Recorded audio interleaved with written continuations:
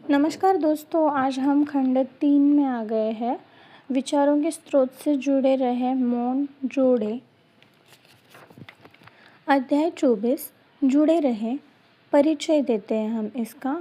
अपनी उच्चतम संभावना खोलने के लिए जीवन के चारों आयाम पर काम होना ज़रूरी है, जिसमें पहला है आपका शरीर, जिसके स्वास्थ्य के लिए आप योगा यानी आसनायाम करते हैं। दूसरा है प्राणायामी, जिसमें प्राणमय शरीर, जिसके लिए प्राणायाम है। इन दोनों आयामों पर आप बहुत कुछ जानते हैं और उस पर कई लोग कार्य भी करते हैं, मगर तीसरे और चौथे आयाम के बारे में बहुत कम लोग जानकारी रखकर आगे बढ़ पाते हैं। तो जीवन का तीसरा महत्वपूर्ण आयाम है विचारायाम, जहाँ मन के प्रशिक्षण के लिए विचार नियम का ज्ञान ज़रूरी होता है, जो आप इस पुस्तक के पहले खंड में पढ़ चुके हैं। अब इस खंड में आप चौथे आयाम यानी मौनायाम को समझकर उसे अपने जीवन का अंग बनाएंगे। मौनायाम यानी स्रोत। जब हम अपने स्रोत से जुड़े हैं तो मन मौन होने लगता है। असली संतुष्टि, शांति और आनंद की तरफ बढ़ने लगता है। आइए इसकी गहराई एक कहानी से समझते हैं। एक संत को किसी अमीर ने सोने का कटोरा दिया, जिसे वे रोज़ भीख मांगने के लिए इस्तेमाल किया करते थे। एक दिन उन्होंने देखा कि एक चोर उनका पीछा कर रहा है। वे समझ गए कि उस चोर की नज़र उनके कटोरे पर है। संत ने उसे बुलाकर वह कटोरा दे दिया। कटोरा पाकर चोर खुशी खुशी वहाँ से चला गया। अगले दिन वह चोर उनके पास वापस आया और कहने लगा, यह कटोरा मैं अपने आप को लौटाने आया हूँ। पूछने पर उसने बताया कि कल रात वह ठीक से सो नहीं पाया। उसे रात भर चिंता लगी रही कि कोई उसे वह कटोरा छीन न ले। उसने कहा, आप रात भर आराम से सो रहे थे, परंतु मेरी आंखों से नींद गायब थी। पूरी रात मैं चिंता के मारे सो न सका। कुछ सोचते हुए उसने आगे कहा, आपने कितनी आसानी से वह कटोरा मुझे दे दिया। आपको कोई दुख परेशानी नहीं हुई, बल्कि खुशी से मुस्कुराहट के साथ आप यह कर पाए। ऐसा आपने क्या पाया है कि आपको इस सोने के कटोरे से कोई आसक्ति नहीं है?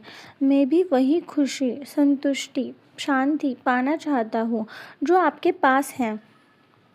अपने अनुभव से आपने भी कई बार यह महसूस किया होगा कि हम अपने जीवन में कभी भी पूरी तरह से संतुष्ट नहीं हो पाते।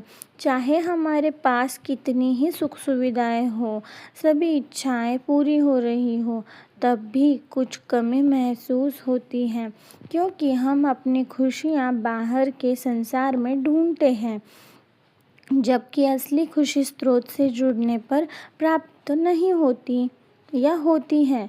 इसमें अगर आप सोचते हैं तो जबकि असली खुशी स्रोत से जुड़ने पर प्राप्त होती ही है, जो स्थायी है, बाकी सब अस्थायी है।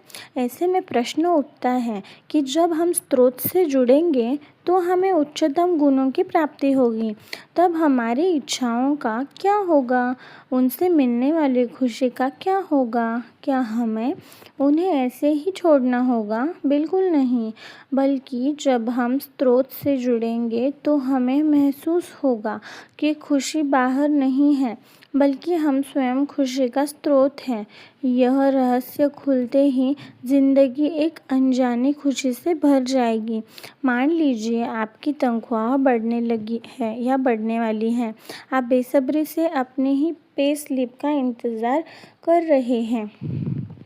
तभी अचानक कंपनी के हिस्सेदारों का नाम सामने आता है और आप भी उसमें हैं। लेकिन अब क्या आप अपनी बढ़ती हुई तनख्वाह का इंतज़ार करेंगे या इस बड़ी खुशी में खुश होंगे? स्रोत से जुड़ने पर हम भी इसी तरह की असीमित खुशी से भर जाएंगे, मानो हमारे अंदर सूर्य का प्रकाश फैल गया है और उसकी रोशनी के सामने दूसरी खुशियाँ मोमबत्ती की रोशनी समान है। अगर हम हमारी सारी इच्छाएं भी पूरी हो जाए तो जो खुशी मिले, हमें जो खुशी मिलेगी वह उसकी परछाई के बराबर भी नहीं रहेगी। हम हमेशा अपनी खुशियाँ बाहर ढूंढते हैं क्योंकि हमें लगता है इच्छाओं की पूर्ति में ही हमारी खुशियाँ है, जबकि सच्चाई यह है कि खुशी हमारे अंदर है, स्रोत सोर्स पर है और स्रोत पर जाना ही मानव जीवन का लक्ष्य भी है।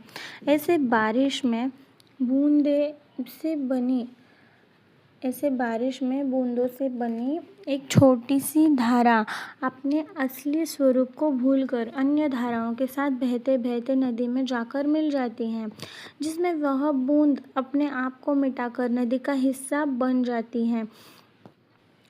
सही है, वह बूंद अपने आप को मिटाकर नदी का हिस्सा ही बन जाती है। यही नदी जिसका काम है लगातार बहते रहना, वह रास्ते में आई कठिनाइयों की परवाह किए बगैर अपने लक्ष्य की तरफ बढ़ती रहती है।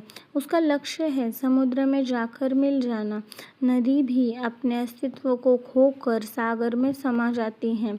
ऐसे ही मानव जीवन का उद्देश्य है स्रोत से जुड़ना, लेकिन जब वह जीवन में मिलने वाली सुख सुविधाओं में अटक कर अपना उद्देश्य भूल जाता है, तब वह इन सब में डूबकर नदी की तरह केवल बहता रहता है।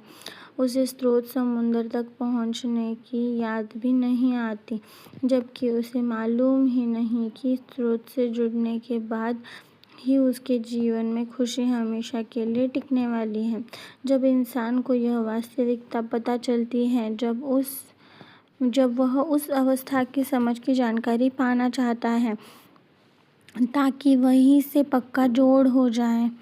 जैसे मान ले कोई आपके लिए ऐसा गिफ्ट छोड़कर जाए जिसकी आपको आवश्यकता थी, तब आप ज़रूर जानना चाहेंगे कि यह किसने दी, कौन था वह, ताकि आप उसे धन्यवाद दे पाए। ऐसे ही जब आप कोई इच्छा वस्तु देखते हैं तो आप उसे बनाने वाले की जानकारी लेते हैं ताकि आप उसकी तारीफ कर सकें। तो क्या आप इंसानी शरीर बनाने वाले से विचारों के स्रोत से संपर्क नहीं करना चाहेंगे जिसने इतना खूबसूरत जीवन बनाया? ज़रूर जानना चाहेंगे, क्योंकि जब भी कोई अपने स्रोत से जुड़ता है तो उसके सभी गुणों की गुणवत्ता बढ़ जाती है।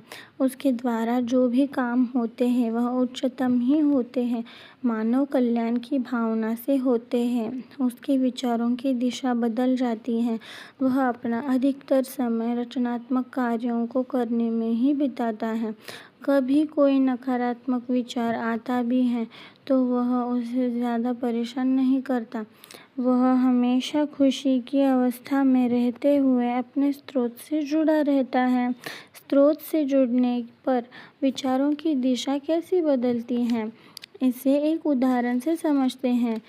एक इंसान सुबह उठा तो उठते ही उसे तरह तरह के विचार सताने लगे। आज ऑफिस में मीटिंग है, उसकी पूरी जिम्मेदारी मेरी है, एजेंडा तैयार करना है, टूर पर जाना है, उसकी भी तैयारी करनी है आदि।